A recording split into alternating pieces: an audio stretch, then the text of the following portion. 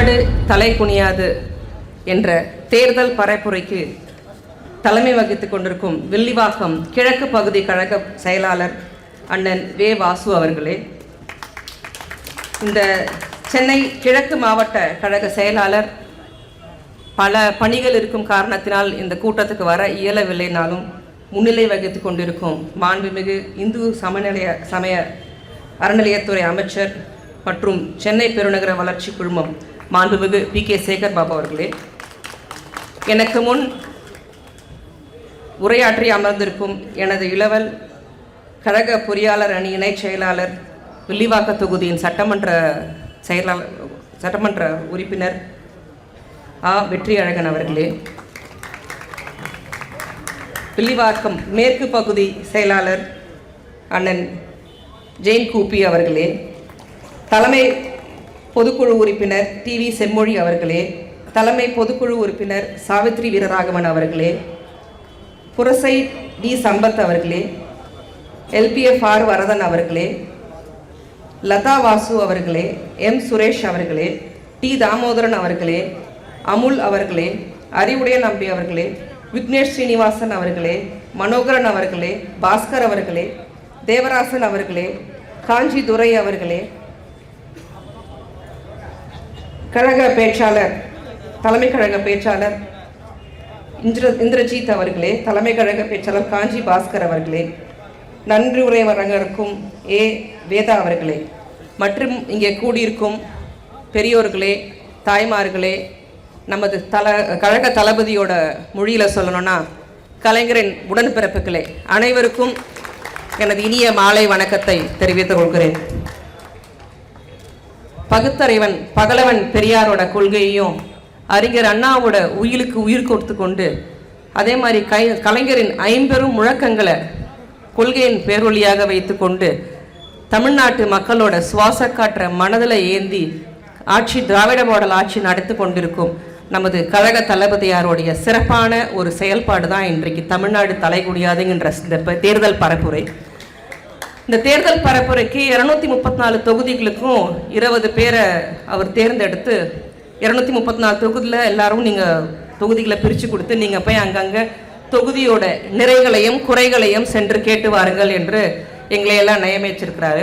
அதில் எனக்கும் ஒரு வாய்ப்பு கிடைச்சதுக்கு முதல்ல கழக தலைவர் அவர்களுக்கு எனது மனமார்ந்த நன்றியை தெரிவித்துக் கொள்கிறேன். அதுவும் எங்கள் அப்பா ஒரு காலத்தில் இங்கே நாடாளுமன்ற உறுப்பினராக பணியாற்றிய வில்லிவாக்கம் தொகுதிக்கு என்னை அனுப்பியதற்கும் ஒரு நன்றி. அதில் இன்னொரு ஒரு சிறப்பான விஷயம் என்னென்னா, எனது இளவல் வெற்றி அழகன் நீங்கள் எம்எல்ஏவாக இருக்கிறாங்க. இது எல்லாருக்கும் கிடைத்திட ஒரு பெரிய வாய்ப்பு கிடையாது. எங்கள் அப்பா அவருடைய பேராசிரியரோட மாணவர், அந்த மாணவரில் இருந்து அப்பா பெரிய இராணுவ அமைச்சராக இருந்து மரணம் அடைஞ்சாங்க. அவர் வழித்தோன்றலில் வந்த நானும் பேராசிரியர் பெருந்தகை அவர்கள் குடும்பத்திலிருந்து வந்த வெற்றி அழகனும் ஒரே மேடையில் இன்றைக்கு தமிழ்நாட்டை தலைகுனியாமல் பார்த்துக்கொண்டு ஒரு மேடையில் அமர்ந்திருக்கிறோம் என்றால் அதற்கு உண்மையிலேயே திராவிட மாடல் ஆட்சிக்கு நான் முதலில் மிகப்பெரிய நன்றியை தெரிவித்துக் கொள்கிறேன். இல்லை எல்லாரும் இன்னைக்கு சொன்னாங்க தமிழ்நாடு தலைகுனியாது பார்த்துப்பாங்க தளபதின்ற எல்லா விஷயமும் எல்லாரும் நிறைய பேர் பேசினாங்க. தமிழ்நாடு தலைகுனியாது தான். ஏன் நம்மளுடைய கழக தளபதியார் பெண்களுக்கான ஆட்சி நடத்தி கொண்டிருக்கிறார், கல்விக்கான ஆட்சி நடத்தி கொண்டிருக்கிறார், பொருளாதார முன்னேற்றத்துக்கான ஆட்சியை நடத்தி கொண்டிருக்கிறார், சமூக நீதி ஆட்சியை நடத்தி கொண்டிருக்கிறார். இப்படி எல்லாத்துலேயும் பிம்பமாக எல்லா டைரக்ஷன்லையும் பார்த்தீங்கன்னா வெவ்வேறு திசைகளில் எல்லா பரிமாணத்திலையும் ஒரு பிரமாதமான ஆட்சியை கொடுத்து கொண்டு கிட்டத்தட்ட இந்த ஆண்டை முடிக்க போகிற ஒரு தருவாயில் கூட பார்த்தீங்கன்னா முடிக்கும் தருவாயில் கூட அவர் மகளிரை விட்டு கொடுக்காம அந்த மகளிர் உரிமை தொகையை முன்கூட்டியே அவங்க அக்கௌண்ட்டில் கொடுத்துருக்காரு பார்த்தீங்களா. அதுதான் தாயுமானவனான கழக தளபதி முதலமைச்சர் அவர்கள் தளபதியார் என்பதை நான் இங்கே தெரிவித்துக் கொள்கிறேன். ஜனவரி மாதத்தில் 1ஆம் தேதி புது வருஷம் ஆரம்பித்தது இன்னைக்கு வரைக்கும் ஒரு 8 வாரம் ஆயிருக்குமா. நம்ம அக்கௌண்ட்லலாம் 9,000 ரூபாய் வந்திருக்குதா. இங்கே சில பேருக்கு கிடைச்சிருக்கும், சில பேருக்கு கிடைச்சிருக்காது. கிட்டத்தட்ட 1.5 கோடி 1.31 கோடி மகளிருக்கு அந்த மகளிர் உரிமை தொகை வந்திருக்கும். சில பேருக்கு வராமல் இருக்கும். அதுக்கும் ஆப் இருக்குன்ற லிங்கையும் சொல்லியிருக்கிறாங்க. நீங்கள் பார்த்தீங்கன்னா வெப்சைட்டில் பார்த்தீங்கன்னா அதுக்கான ஆப்பும் இருக்குது. அது மூலமாக வராதவங்க அப்ளை பண்ணுங்கன்ற ஒரு பெரிய விஷயத்தையும் முன்னெடுப்பையும் சொல்லியிருக்கிறாங்க. இப்படிப்பட்ட ஒரு விஷயத்தை ஏன் தளபதி முன்கூட்டியே செஞ்சாருன்ற ஒரு சின்ன விஷயத்தை மட்டும் நான் சொல்லி ஆரம்பிக்கிறேன். 6 வார காலமாகவே இந்த விஷயம் போயிட்டு இருக்கு. நமக்கு வந்து 5000 வந்தது வெள்ளிக்கிழமை காத்தால தான். ஆனால் அதுக்கு ஒரு 2 மாசமாவே இந்த மகளிர் உரிமை தொகையை தமிழ்நாட்டில் மகளிருக்கு போய் செய்யக்கூடாது என்று பிஜேபியோட டெல்லி தலைவர், அதாவது அஸ்வினி குமார் உபேதன்றவர் வந்து ஒரு கோர்ட்டில் கேஸ் போடுறாரு. கேஸ் போட்டு அந்த மடிக்கணினி கொடுக்கறதையும் நிறுத்தணும், இந்த பெண்களுக்கான மகளிர் உரிமை தொகையும் நிறுத்தணும்ன்று நம்மளுடைய தமிழ்நாட்டின் பெண்களின் வாழ்வாதாரத்தை குறைப்பதற்காக ஒன்றிய அமைச்சகம் பாசிச அரசு நம்மளை வஞ்சிக்கணும்னு அந்த இடத்துல செஞ்சுட்டு இருக்கிற தளபதி முன்கூட்டியே அறிந்த தோட்டு தான். அவர் நீங்க கூட கேட்கலாம், நமக்கு சொல்லிட்டே போட்டுக்கலாமே அக்கௌண்ட்ல, சொல்லாம போட்ட தொட்டு எங்களுக்கு என்னன்னு தெரியல. சொன்னா அதையும் தடுப்பாங்கன்னு சொல்லாததையும் செய்வர் தான் நம்ம தளபதி என்றதை நாம் மறந்து விடக்கூடாது. அதே மாதிரி இன்னொரு மகத்தான திட்டம் என்னன்னு பார்த்தீங்கன்னா, இந்த கர்ப்பப்புற வாய்க்கு புற்றுநோய்க்கு கேன்சருக்கான ஒரு வேக்சின், ஹெச்பிவி வேக்சின் சொல்றது, பிப்ரவரி 2024 ஒன்றிய பட்ஜெட்ல நம்மளோட அம்மையார் தமிழ்நாட்டை சேர்ந்த நிர்மலா சீதாராமன் அவர்களால் அந்த வேக்சின் வந்து இந்தியாவில் இருக்க எல்லா பெண்களுக்கும் நாங்கள் இலவசமாக கொடுப்போம்னு ஒரு பெரிய முன்னெடுப்பு அந்த வருஷம் பட்ஜெட்ல சொன்னாங்க. அவங்க எப்பவுமே எதையுமே சொல்றது செய்யறது இல்லைன்றது ஒரு புறம் இருக்கட்டும், பட் பெண்ணா இருக்கக்கூடியவங்க பெண்ணுக்கு செய்யறதையாவது செய்வாங்கன்ற எதிர்பார்ப்பில் நானுமே வந்து அதை வந்து ஒரு சின்ன நற்பாசையோட இருந்தேன். 2025 போச்சு, 2026 போச்சு, அதுக்கான நிதியும் ஒதுக்கப்படலை, அதை செய்யவும் இல்லை. ஆனால் அதை பற்றி எங்கள் தேர்தல் அறிக்கையில் நாங்கள் சொல்லலை. சொல்லாததையும் அந்த கர்ப்பப்புரை வாய் புற்றுநோய்க்கு இப்போ எல்லா பெண்களுக்கும் 14 வயது நிரம்பக்கூடிய அனைத்து தமிழ்நாட்டு பெண்களுக்கும் பேட்சா இப்போ அந்த வேக்சினை கொடுத்துட்டு இருக்கோம். இது வந்து வருமுன் காப்போம் வந்து மீண்டும் பெண்களுக்காக நம்ம தளபதியார் நிற்கிறது தான் வந்து இங்கே ஒரு மகத்தான விஷயமா நம்ம பார்க்க வேணும். நான் இப்போ சொன்னேன் இல்லையா, பெண்களுக்கான ஆட்சி, கல்விக்கான ஆட்சின்னு. அந்த திட்டங்களை மட்டும் நான் சொல்றேன். ஆமாம், பெண்களுக்கானதான் ஆட்சி தான். விடியல் பயணம், மகளிர் உரிமை தொகை, பணியிட ஒதுக்கீடு 40%, அரசு பணியில் வந்து 40% ஒதுக்கீடு பெண்களுக்கு கொடுத்துருக்காங்க. அதுக்கப்புறம் பெண்களுக்கான வேலை வாய்ப்பு, இந்தியாவிலேயே வந்து தமிழ்நாட்டில் தான் அதிக வாய்ப்புகள் இருக்கிறது. அதே மாதிரி பெண்கள் பேரில் வீட்டு ஆணைகள், பதிவு கட்டணம் பெண்கள் பேர்ல வந்து நம்ம லேண்டை ரெஜிஸ்டர் பண்ணோமா 1% விழுக்காடு குறைப்பு, உயர்கல்வியில் பெண்களோட என்ரோல்மெண்ட் வந்து அதிகமாயிருக்கு. அதற்கு காரணம் அந்த தமிழ் புதல்வன் திட்டமும் நான் முதல்வன் திட்டமும். அதே மாதிரி ஒரு பாதுகாப்பான நகரமா வந்து இன்னைக்கு தமிழ்நாடு மாறி இருக்குன்னா அதுக்கு திராவிட மாடல் ஆட்சி தான் காரணம்ன்றத நான் சொல்லல, ஒன்றிய அமைச்சகம் பல தரவரிசையில சொல்லியிருக்கு. அதே மாதிரி கல்விக்கான ஆட்சி தான். ஆமா, கல்வியிலையும் நம்ம தலை குனிஞ்சதே இல்லை.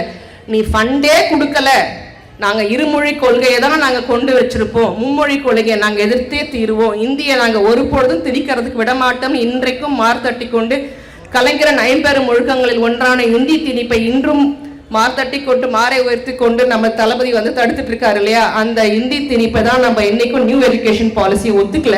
அதுக்காக சமகர சிக்ஷா ஃபண்டுங்கிறது 2000 கோடியை நமக்கு கொடுக்கலனாலும் புதுமை பெண் திட்டம், காலை உணவு திட்டம், தமிழ் புதல்வன் திட்டம், நான் முதல்வன் திட்டம், இல்லம் தேடி கல்வி, உலகம் உங்கள் கையில் மடிக்கணினி திட்டத்தை இன்று வரை நிறைவேற்றி இருக்கிறதா நம்மளுடைய திராவிட முன்னேற்ற கழகத்தின் ஆட்சி என்பதை நம்ம மறந்துவிடக் கூடாது. நீங்க கேட்கலாம், சமூக நீதிக்கு என்ன பண்ணீங்கன்னு. தோ அடுக்கிறேன் பாருங்க. அனைத்து சாதியரும் அர்ச்சகராகலாம், கலைஞர் கனவு இல்லம், காலனி என்ற சொல்ல இயக்கம், சமூக நீதி விடுதிகள், இப்படி சொல்லிட்டே போகலாம். அதே மாதிரி இப்படி இதெல்லாம் வந்து திட்டங்களை ஒரு பக்கம் இருக்கும்போது தமிழ்நாடு எதிலெல்லாம் முதலிடம் என்பது வந்து ஒரு பெரிய பெயராக ஒரு இந்திய லெவல்லையே வந்து பார்த்தீங்கன்னா தமிழ்நாடு தான் ஃபர்ஸ்ட்னு நான் வந்து பாராளுமன்ற இருக்க காரணத்தினால, மாநிலங்களவை உறுப்பினராக இருக்க காரணத்தினால இந்த விஷயங்களை எந்த அளவுக்கு மற்ற ஸ்டேட்ஸில் இருக்கிற மற்ற மாநிலங்களில் இருக்கிற எம்பி எங்ககிட்ட வந்து சிறப்பாக எடுத்து சொல்கிறாங்கன்னும் போது நாங்கள்லாம் அங்கே தலை நிமிர்ந்து ஒரு பெண்ணாக வந்து அங்கே இருக்கிற வந்து ரொம்ப சந்தோஷப்படுறோம். என்னெல்லாம் ஃபர்ஸ்ட்னு சொல்கிறேன் பாருங்க. அதிமுக ஆட்சியில் வந்து 1.42 லட்சமாக இருந்த தனிநபர் வருமானம் வந்து இப்போ 1.92 லட்சமாக உயர்ந்திருக்கு. நம்மளுடைய சிஎம் வந்து வெளிநாட்டுக்கு போனார் இல்லையா, அப்போ என்ன பண்ணாரு நம்ம எடப்பாடியார் வாய்க்கிலேயே கேட்டுட்டு இருக்காரு இல்லையா, அங்கிருந்து முதலீட்டுகளை கொண்டு வந்த தொட்டு தொழிலே செய்ய முடியாம இருந்த தமிழ்நாடு இன்றைய இந்தியா லெவல்ல தொழில் செய்வதற்கான முதல் மாநிலமாக விளங்கி கொண்டிருப்பது என்பதை நாம் மறந்துவிடக்கூடாது.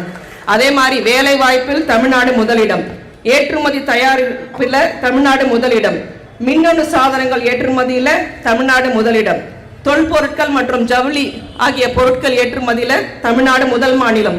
ஒட்டுமொத்தமா அந்த காலனி மற்றும் தொல்பொருட்கள், அதாவது இந்த சப்பல்ஸ் அதெல்லாம் இருக்கு இல்லைங்களா, அதோட பொருட்கள் உற்பத்தியில வந்துட்டு தமிழ்நாட்டு முதலிடம். அதே மாதிரி சிறு குறு தொழில்கள் செய்யறதுலயே அதிக வேலை வாய்ப்பில் தமிழ்நாடு முதலிடம். இந்தியா மொத்தம் வந்து சிறு குறு தொழிலையே வந்து வேர்ல்ட் லெவல்லையே வந்து 10th பிளேஸ்ல இருக்குது. அதே மாதிரி ஸ்டார்ட் அப் நிறுவனங்கள் வளர்ச்சியிலையும் வந்து தமிழ்நாடு முதலிடம். கிட்டத்தட்ட 2021 மே மாதம் அவர் பதவியேற்ற காலத்திலிருந்து இப்போ நம்ம தேர்தலுக்கு முன்னாடி ஒரு 1-2 மாதங்களுக்கு முன்னாடி நிற்கிற வரைக்கும் தமிழ்நாட்டுக்காக அயராது தன் உடல் பொருள் ஆவியை அர்ப்பணித்து தமிழ்நாட்டை உயர்த்தி இந்திய அளவுல அடிபாதாளத்துல அண்ணா திராவிட முன்னேற்ற கழகத்தில் இருந்தவர்களை தூக்கி நிறுத்தி நாம் தலை நிமிர்ந்து நிற்கிறோம், தலை குனியாமல் இருக்கிறோம். பாத்தீங்களா, அதுதான் திராவிட முன்னேற்ற கழகம். நிச்சயமாக இது தளபதி ஒருத்தரால் மட்டும்தான் முடியும் என்று கூறிக்கொள்கிறேன். சரி, இதெல்லாம் நம்ம இந்த பக்கம் வந்து ஒரு வளர்ச்சியை நோக்கி போய் கொண்டே இருக்கிறோம். நம்மளை எதிர்க்கிறது யாரு? ஒரு பெரிய ஒரு ஃபோர்ஸ் அப்படின்னு அவங்க சொல்லிக்கிறாங்க. யாருன்னு பார்த்தீங்கன்னா பாசிச அரசு கொண்ட இந்த ஒன்றிய அரசில் இருக்கிற பிஜேபியும் அவர்களோடு கை கோத்து கொண்டிருக்கிறோம் அண்ணா திராவிட முன்னேற்ற கழகமும். இவங்க 2 பேரும் தமிழ்நாட்டுக்கு என்ன செஞ்சாங்க? இது ஒரு பெரிய கேள்வி இருக்குது. தமிழ்நாட்டுக்கு அவர்கள் செய்த துரோகங்களை ஒன்று விடாம சொல்றேன், கேட்டுக்கோங்க. முதல்ல பாஜக ஒன்றிய அமைச்சகம் என்னென்ன துரோகம் பண்ணுச்சுன்றத சொல்றேன். இப்போ இந்த 5 ஆண்டு கால திட்டத்துல மொழிக்கான புறக்கணிப்பு, நம்மளோட தமிழ் மொழியை மேலே ஓங்கி வரவிடாமல் கஷ்டப்பட்டு நம்ம கீழடியில வந்து 5000 ஆண்டுகளுக்கு முன்னாலதான் தமிழ் இருந்ததுன்ற ஆராய்ச்சியை வந்து வெளியில வர விடாம அதுக்கு ஒரு கோர்ட் கேஸை போட்டு அதை ஸ்டே வாங்கியிருக்காங்க. அதை ஒரு பக்கம் ஸ்டே வாங்கிட்டு இந்த பக்கம் அடிச்சநல்லூர்ல நாங்க வந்து ஒரு ஆராய்ச்சி ஒரு கூடத்தை ஒன்று அமைப்போன்ட்டு மார்த்தட்டி கொள்வதுதான் பிஜேபி. ஆனா நேற்று முன்தினம் அந்த கீழடி ஆராய்ச்சி மையத்தை வந்து நம்மளுடைய கழக தலைவர் திறந்து வச்சிருக்காங்க முதலமைச்சர். எல்லோரும் வெக்கேஷனுக்கு உங்களுடைய பிள்ளைகளை கூற்றி சென்று காருங்கள், அந்த தமிழோட மொழிகளை கற்றுக் கொடுங்கள் என்பதையும் ஒரு ரிக்வஸ்டா கேட்டிருக்காங்க. அதுக்கப்புறம் ஹிந்தி திணிப்புகள், மும்மொழி கொள்கையை நம்ம மேல திணிக்கிறது. நம்ம எப்பவுமே தமிழ்நாட்டில் அறிஞர் அண்ணா காலத்துல இருந்து முத்தமிழறிஞர் டாக்டர் கலைஞர் காலத்துல இருந்து நம்ம எடுத்துட்டு வர்றது இருமொழி கொள்கை தான். இருமொழி கொள்கை படிக்கிறதுனால நம்மளுடைய வீட்டு பிள்ளைகள் ஆங்கிலமும் தமிழையும் படிச்சுட்டு அப்ராட்ல வேலை செஞ்சுட்டு இருக்கிறாங்க. இதே வடநாட்டவர்கள் மும்மொழி கொள்கைன்னு சொல்லிட்டு ஆங்கிலத்தை சரியா படிக்காத காரணத்தினால, அவங்க வெறும் ஹிந்தியை மட்டும் படிச்ச காரணத்தினால அவங்களுக்கு அந்த ஸ்கோப் இல்லாம இங்க வந்து நம்ம கிட்ட வேலை செஞ்சுட்டு இருக்கிறாங்க. இதுதான் உண்மையான நடந்து கொண்டிருக்கிற விஷயம். நம்ம உயர்ந்து கொண்டே போகிறோம், அவர்கள் நம்ம கிட்ட வேலைக்கு வந்துட்டே இருக்கிறாங்க. அதை நான் தப்பா சொல்லலை. அந்த அளவுக்கு தமிழ்நாட்டு மேல நம்பிக்கையை வைக்கிற அளவுக்கு ஒரு திராவிட மாடல் ஆட்சியை நம்மளுடைய தலைவர் கொடுத்திருக்கிறாருன்னா அது உண்மையிலேயே தமிழ்நாடு தலை குனியாமல் தலை நிமிர்ந்து நிற்கிறது என்பதற்காக பொருள்தான் அது என்பதை நாம் மறந்துவிடக்கூடாது. அதே மாதிரி நிதி வஞ்சனை, பேரிடர் எத்தனை வந்துச்சு தமிழ்நாட்டில் நம்ம பார்த்தோம். சென்னையும் எந்த அளவுக்கு பாதிச்சுது, அதுல வில்லிவாக்கம் தொகுதியெல்லாம் எந்த அளவுக்கு பாதிச்சுன்னு இங்க வாழக்கூடிய மக்கள் அனைவருக்கும் தெரியும். அந்த பேரிடர் நிதி ஒரு சல்லி பைசா கூட நமக்கு கொடுக்கல. அதே மாதிரி நம்மளுடைய மெட்ரோ ரயில் இங்க சென்னையில எவ்வளவு காலதாமதமாக ஃபண்டை கொடுக்குறேன்னு சொல்லிட்டு அப்புறம் ஒரு பாதியை மட்டும் கொடுத்துட்டு மீதி பாதியை நம்மளுடைய தமிழக அரசு தான் போடணுன்ற அந்த நிதி சுமையும் நம்ம மேல தூக்கி போட்டாங்க. அதே மாதிரி கோவை மதுரை மெட்ரோ ரயில் திட்டம் அதை நிறுத்தினாங்க. அதே மாதிரி பரந்தூர் விமான நிலையம் அதையும் நிறுத்தி வச்சிருக்கிறாங்க. ஹோசூர் விமான நிலையம் அதையும் நிறுத்தி வச்சிருக்கிறாங்க. அப்புறம் கோவை விமான நிலையத்தோட விஸ்தரிப்பு அதையும் நிறுத்தி வச்சிருக்கிறாங்க. இப்படி அப்படியே தமிழ்நாடு எந்த அளவுக்கு வளருதோ அது அந்த அளவுக்கு முட்டுக்கட்டை போட்டுக்கிட்டே ஒரு பக்கம் இந்த பாசிச அரசு வந்து கொண்டே இருக்குது என்பதை நாம் இந்த காலகட்டத்திலே இந்த வஞ்சகத்தை மறந்து விடக்கூடாது. இந்த வஞ்சகர்களோட கைகோத்து இருப்பதுதான் அண்ணா திராவிட முன்னேற்ற கழகம். அவங்க என்ன வஞ்சகம் செஞ்சாங்கன்றதையும் ஒன்று விடாம சொல்றேன், கேட்டுக்கோங்க. முக்கிய துரோகங்களா பார்க்கக்கூடிய அந்த உதய் திட்டம், அவங்களுடைய முன்னாள் அமைச்சராக இருந்த மறைந்த அம்மையார் ஜெயலலிதா அவர்களே அந்த உதய் திட்டத்தை எதிர்த்திருக்கிறாங்க. ஆனா அதுக்கப்புறமாக தவழ்ந்து சென்ற இபிஎஸ் அந்த உதய் திட்டத்துக்கு ஆதரவு தெரிவித்திருக்கிறார். அதே மாதிரி நீட் தேர்வுக்கும் குடியுரிமை சட்டத்துக்கும் இஸ்லாமியர்களுக்கு ஈழத்தமிழருக்கான எதிரான அந்த குடிமுறை சட்டத்துக்கு அவங்க ஆதரவு தெரிவிச்சிருக்கிறாங்க. அதே மாதிரி டிஎன்பிஎஸ்சி எக்ஸாமை தமிழை எழுத விடாம பண்ணி இதனால வட இந்தியர்கள் எல்லாம் உள்ள வந்து நம்மளுடைய வீட்டு பிள்ளைங்களுக்கு அந்த பொசிஷன் கிடைக்காம அதை தடுத்திருக்காங்க அண்ணா திராவிட முன்னேற்ற கழகம். அதே மாதிரி ரயில்வே துறையில தமிழர்களுக்கான வேலை வாய்ப்பு மறுப்பு. தூத்துக்குடி துப்பாக்கி சூடு நான் வீட்டில் இருந்து தான் பார்த்து தெரிஞ்சுக்கிட்டேன்னு சொன்னதான் ஒரு முதலமைச்சரோட சட்டம் ஒழுங்கு. அவர் இன்றைக்கு தமிழ்நாடோட சட்டம் ஒழுங்கை பற்றி வாயில பேசுறாரு இல்லையா, ஒரு நிமிஷம் அதை யோசிச்சு பார்க்கட்டும். டிவியை பார்த்து தான் நான் தெரிஞ்சுக்கிட்டேன், எனக்கு யாருமே சொல்லலைன்னு சொன்ன முதலமைச்சர் தான் இபிஎஸ்ன்றதை நம்ம மறந்துடக்கூடாது. அதே மாதிரி பொள்ளாச்சி பாலியல் இப்போ நடந்து கொண்டிருக்க திராவிட முன்னேற்ற கழகத்தில் எந்த அளவுக்கு பெண்களுக்கு பாதுகாப்பு என்பது இங்க இருக்கிற ஒவ்வொரு மகளிருக்கும் தெரியும். அதே மாதிரி கொடைநாடு கொலை, அதே மாதிரி சாத்தான் குளத்துல வந்து ஸ்டேஷன் லாக்அப்ல தந்தை மகனோட மரணம், அதே மாதிரி குட்கா ஊழல், இப்படி இரு கட்சிகளும் பெரிய துரோகங்களை தமிழ்நாட்டுக்கு இழைச்சிட்டு தான் இன்னைக்கு 2 பேரும் கை கோத்து என்ன சொல்லணும், நாங்க 2 பேர் கூட்டணி சேர்ந்திருக்கிறது தமிழ்நாட்டோட வளர்ச்சிக்குன்னு சொல்லுவாங்க. திராவிட முன்னேற்ற கழகத்தை அழிப்பதற்காக தான் நாங்க 2 பேரும் கை கோத்தோம். அப்போ உங்க மேலெல்லாம் அவங்களுக்கு அதை பத்தி எந்த அக்கறையும் இல்லை. எப்படியாவது இங்க இருக்கிற மக்கள் தமிழர்களுடைய வாழ்வாதாரத்தை கீழே போட்டு மிதித்து விட்டு அதற்கு மேல ஏறி நின்று நம்ம ஆட்சி நடத்தணுங்கிறது அவங்களுடைய ஒரே குறிக்கோள். அது எதுவும் நடக்காது. எந்த பால் போட்டாலும் எங்க சிஎம் 6 அடிப்பாருங்கிறது தான் இங்க பெருசு. அதை அடிச்சு பாருங்க, அப்புறம் தெரியும் 2024 எத்தனை 6 அவர் அடிப்பாருங்கிறது நம்மளே கண்கூட பார்க்க தான் போறோம். அந்த 6 அடிச்சதுக்கு அப்புறம் திராவிட மாடல் ஆட்சி 2.0 வெர்ஷன் நம்ம நிச்சயமா இந்த மே மாசம் அரசவையில் உட்காருவார் என்றுதான் இன்னைக்கு நான் சொல்லக்கூடிய இந்த வார்த்தை. மீண்டும் இதே மாதிரி இந்த கூட்டத்தை ஒன்று போட்டு நன்றி உரையிலையும் அதை நான் கூறுவேன் என்பதை இங்கே பெருமையாக சொல்லிக் கொண்டு விரும்புகிறேன். இதெல்லாம் ஒரு பக்கம் இருக்கட்டும். நம்ம தமிழ்நாட்டு பட்ஜெட்டை பார்த்தோமா, நமக்காக எவ்வளவு தளபதி செஞ்சாரு, நம்மளுடைய கழக தலைவர் முதலமைச்சர் நமக்காக கொடுத்துருக்காருன்னு பார்த்தோமா. ஒரு மாசத்துக்கு முன்னாடி February 1 ஞாயிற்றுக்கிழமை டெல்லியில ஒரு பட்ஜெட் போட்டாங்க.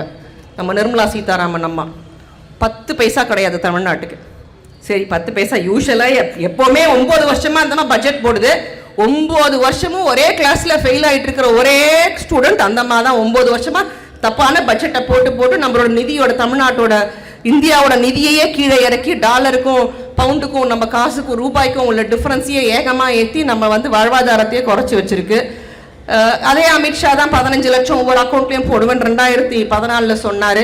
அதுக்கப்புறம் கேட்டால் நான் சும்மா ஜும்லான்னா பொய்ன்னு அர்த்தம், சும்மா தமாஷுக்கு சொன்னேன். எது தமாஷுன்னு பார்த்துக்கோங்க. மக்கள் கிட்ட சொல்லக்கூடிய ஒரு வாக்குறுதியை எந்த தலையை அடமான வச்சாது செய்யணுங்கிற கழக தலைவர் முதலமைச்சர் ஒரு பக்கம் எங்க, நான் சும்மா ஜும்லாக்கு சொன்ன பிஜேபி எங்கன்றத மக்களே நீங்க சற்றே யோசித்து பார்க்க வேண்டும்.